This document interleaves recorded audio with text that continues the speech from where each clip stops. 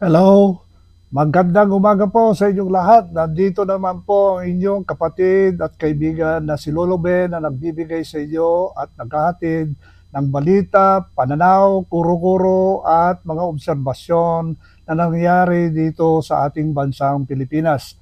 At ang araw ngayon ay Lunes at kahapon Linggo, meron tayong nabasang balita na nanggagaling po sa Secretary ng Presidential Communications Office.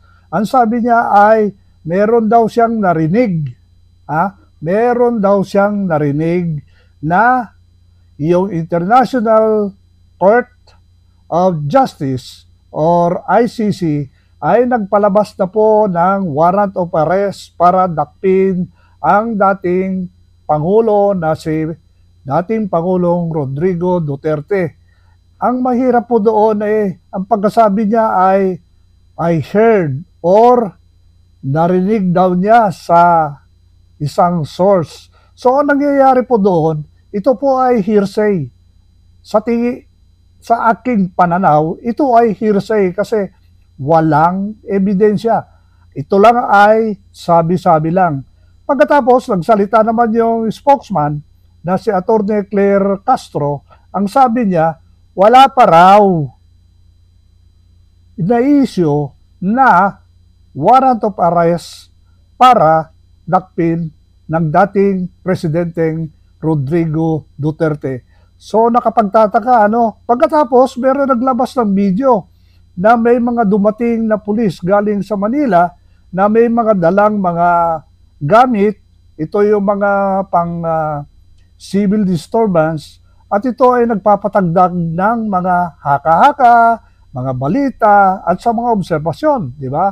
So ang nangyayari ngayon nagkakadagdag-dagdag na yung mga balita kasi ang sabi, mayroon ding naglabas ng balita na sabi ni dating Presidente Rodrigo Duterte na baka lalabas na raw yung warrant of arrest para dakpin siya. At ngayon, nagpunta siya sa Hong Kong. Kaya nagkaroon po ng mga haka-haka, alam nyo na, yung mga news na tatakbuhan daw ni Presidente Duterte yung i-issue warrant of arrest. Meron pa nga ako na nabasa na, siyempre, pag dumating siya sa Hong Kong, hindi siya maaresto dahil nasa ibang bansa siya. Ngayon, authorized siya na mag-stay doon kahit walang visa ng 24 days. Okay? Pagkatapos, pwede siyang pumunta sa Macau.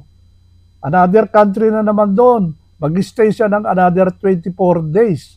So, ang mangyayari dyan, 48 days na mawawala siya dito sa Pilipinas. Ito po ay isang sinulat lang ito, pero hindi naman totoo ito. I'm sure pumunta si Presidente para magpasalamat sa mga OFWs doon sa Hong Kong.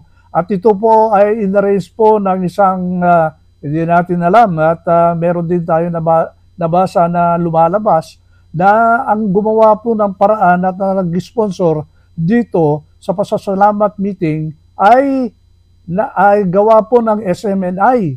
Na ito po ay pag-aari ni Pastor Kibuloy. So hindi na natin alam kung ano talaga ang totoo dito. Pero lumalabas na ito po ay sponsored po ng SMNI para pumunta si Presidente Digong doon sa Hong Kong at nagkaroon siya ng speech doon at dumating pa yung kanyang anak na si Vice President Sara Duterte at nagsalita din siya at nagpapasalamat sa mga OFWs na pinuto siya bilang Vice President ng ating bansa.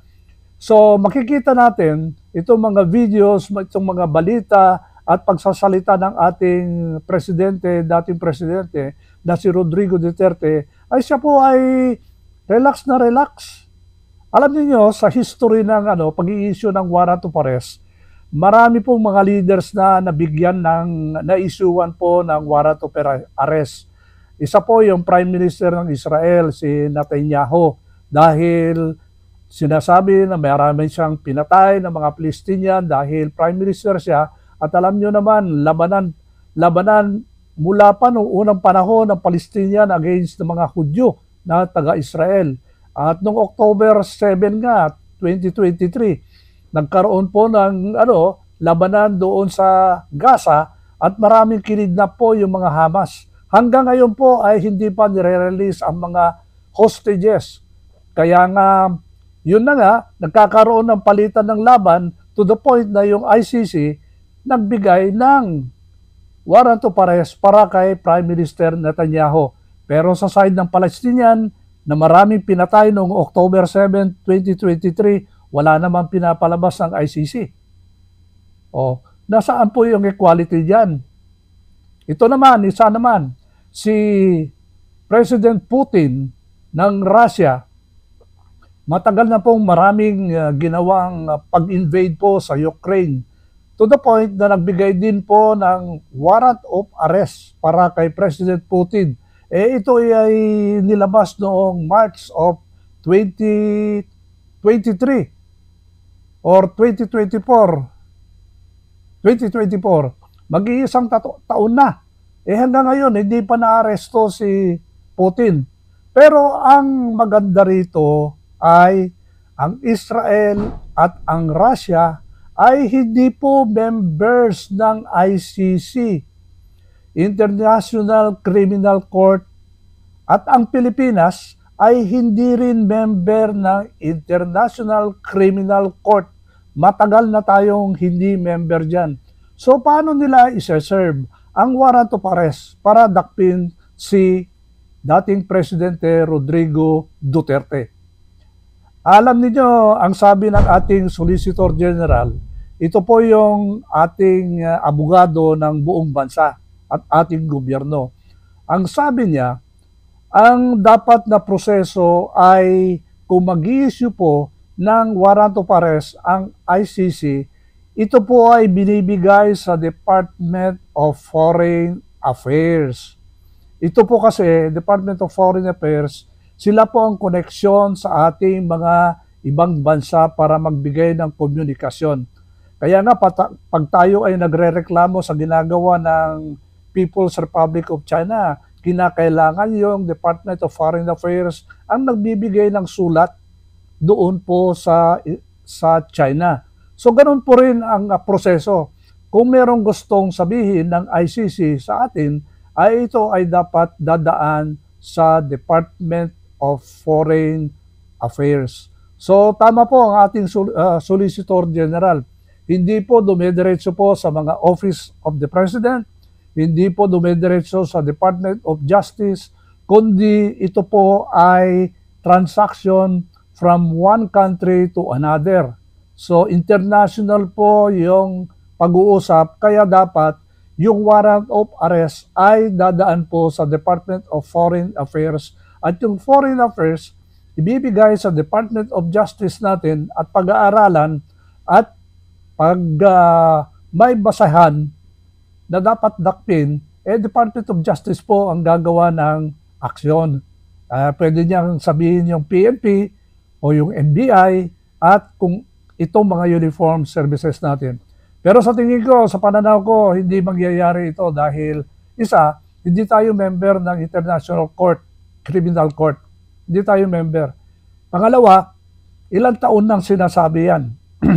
2 taon, 3 taon, na sinasabi na i-issuean ng warrant of arrest kung ano-ano pa yung mga investigasyon na kinakandak. Actually, masyadong bloated nga yung mga number of napatay doon sa drug war during the time of President Rodrigo Duterte. Marami pong mga loopholes, marami pong mga hindi tamang data at ebidensya. Kaya masalimuot po itong investigasyon na ito. So, makinig lang tayo, magbanban tayo, mag-observe tayo, magbasa tayo ng balita at makinig sa radyo kung ano talaga ang nangyayari. So, kung walang ebidensya, walang kaso. Kung walang warrant of arrest na ibibigay, walang aresto. Ganun lang kasimple. Okay? So, yun lang po ang ating balita ngayong araw na ito. Salamat po at magandang araw po sa inyong lahat. Bye!